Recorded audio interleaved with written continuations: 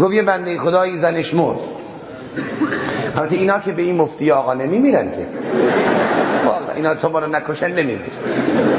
خدای عمر نوح به این زنا بده، صبر ایوب به ما مردا که بشه زندگی بکنیم.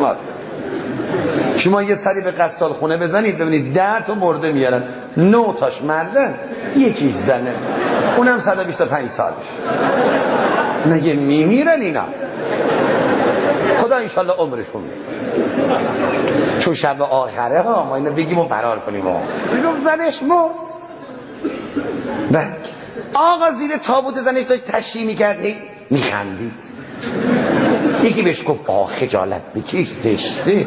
درسته هر کی این بلا سرش بیاد رود بر میشه خنده، اما نباید کسی بفهمه که تو خوشحالی.